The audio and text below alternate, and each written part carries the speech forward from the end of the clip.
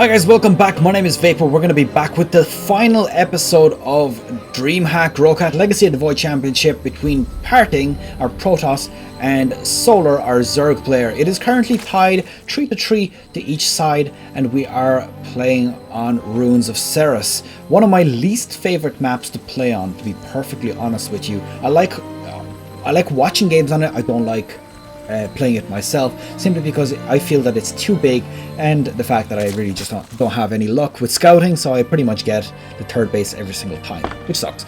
So anyways, on the top left hand side we have Solar, Zerg player from Korea on Team Samsung Galaxy.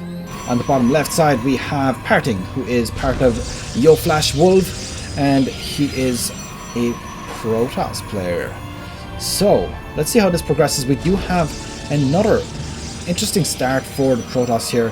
Not quite the same as last time, where he ended up building one pylon and rushing to do a failed all-in rush, unfortunately, but instead he is deciding to block off as per usual. He does also have the rally points set pretty much right up to their base, which is really strange. I don't know if he's going to end up pushing out with some aggressive plays. Now let's see if PartinG is actually going to spot this straight away. Okay, so Solar is definitely aware that the Vespene Geyser is there. The question is, did PartinG actually see the Overlord before it disappeared? I do believe that the Overlord probably has a longer sight range than the Vespene Geyser, but he did find the fact that the Protoss here straight away, which is a big advantage for the Protoss player. We do have a triple hatch before a spawning pool, which is insane. This is a very good start for the Zerg player. He's both aware of where the Protoss player is, now of course giving away the position as well, because at this stage PartinG knows that if the Overlord is here already, it's obviously that the actual Zerg player is up to top here. The only thing is that he doesn't have any scouting done, which is going to pay. He's going to have to pay a very big price for, with the fact that he's not going to be able to spot the triple hatch at the very beginning. He's going to definitely see the dual hatch, but we're going to see if he actually goes ahead and just in case scouts the hatchery up here as well. We do have dual adepts coming out as well from the Protoss. The question is he going to continue that production or not, or is he just going to use them as defense against Zerglings? We also have a robo facility up. If you see, actually look at that, he didn't even go ahead and scout the natural, which is quite interesting. Sometimes you'd go ahead and just to see what kind of tech is going out from the Zerg. So he seems to be pretty confident that, oh, that's very interesting. Did you just notice that? He ended up cancelling this.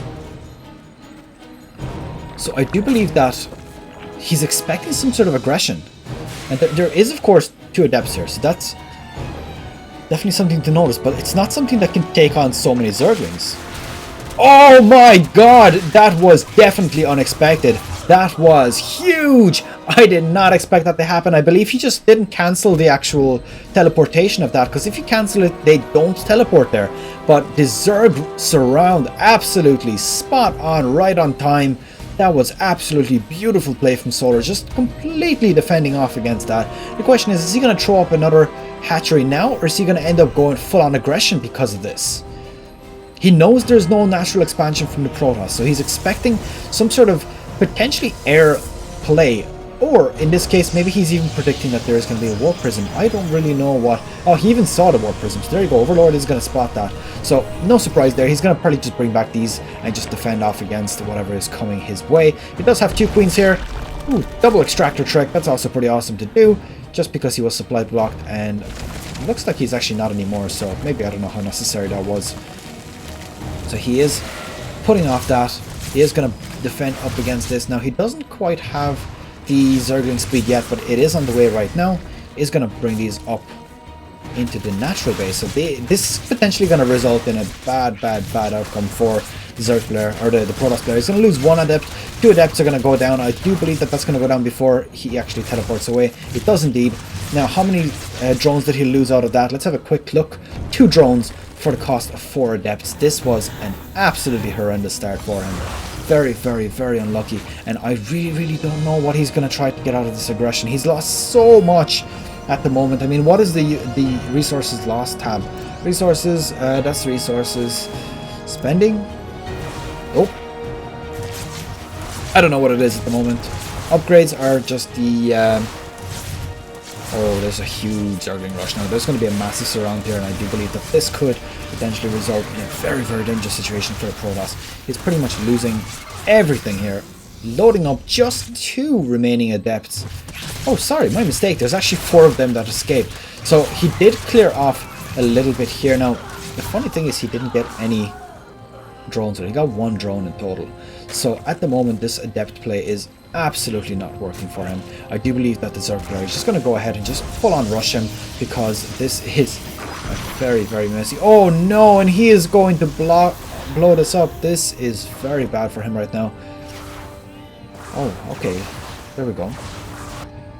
So he's playing some mind tricks right now. I'm not sure whether he wants to hide the fact that he is not actually doing much. I mean, he does have 4 Adepts here. He wants to do something, or not 4 Adepts, 4... Oh, very clever. Now, this is still not going to do that much for him, simply because of the fact that... Oh, well, okay, maybe this might just pay off. He does lose the War Prism, so this is pretty much an all-in for him right now. He does have a block, still has some time to block. I mean, he could keep this block for quite some time now. All of the Zerglings stuck in there, and he does pretty much destroy everything in terms of drones on this side. There's only just a few drones left, but it does get cleaned up. Unfortunate for him. Protoss player in a lot of trouble right now. There's so many Zerglings here. The Zerg player knows at this stage that the Protoss player will not have much to deal with his response. He has very little units now. From what I can see, he's probably just going to try to surround these. Might get a little bit... Actually, he's only splitting up his forces, so this will probably get defended off, to be honest. 2 Immortals here, also very hard to kill for Zerglings. So let's see what's going on. Oh, interesting. So the pylon going down. The block again. And we have another War Prism on the way, so he's continuing on with this aggression. He's been very, very persistent right now. I think most players would have GG'd out by now, just simply because of the fact that, you know, he's lost so much on these. I mean, 14 drones to 14 Adepts. Those Adepts cost about triple the cost of those drones. Double in minerals and then additional gas as well, which is a terrible trade by any means. Oh! Even using a Transfuse on the Overlord, not really wanting to lose out that supply. Now this could be very, very messy for him. I do believe that this could get pretty fastly cleaned up. It's a very nice block though. I mean, if you look at all of these force fields, very hard to get us around on that, but it does slowly start to get worn down by all these Zerglings, a lot of Zerglings, as well as the fact that the Zerg player has 3 bases.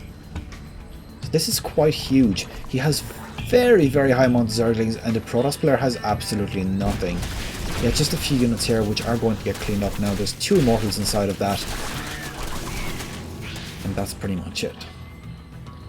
The Zerg player is probably going to... You see, the Zerg player could potentially just completely rush down the Protoss player at this stage. I just don't think that he realizes how far ahead he is. Of course, that's something that's really hard to understand or to find every time, because of the fact that, you know, you don't have infinite scouting. But as you can see here, he is trying to break down through this. Now it's going to take a little bit of time, but this is getting cleaned up again. Not many units remaining, and he cleans it up. Well, we have Banelings on the field as well, so this could potentially break any of those wall defenses. Doing a lot of Immortal play now. He's getting a little bit of harass off it, but it is a GG. That's pretty much it. PartinG ends the game, finishing on 1 base. The Zergling is just about to break through here, and that is it. A very, very exciting ending to this series. It's 4-3 in favor of Solar. A very good game, and congratulations to the winner. Of course, he gets a nice sum of money. This is, of course, being their job, and that's pretty much it. So thanks for watching, guys. I hope you've enjoyed the first ever series in Starcraft 2 I've casted. I do apologize for any knowledge gaps that I've had, as well as the fact that I'm not entirely polished up on my casting, particularly with Starcraft, seeing as I've never actually done it before. So that's pretty much it, guys. Thank you for watching. Please leave it a like and share it if you wish, and I'll see you guys in the next video. Good luck. Take care. Bye bye.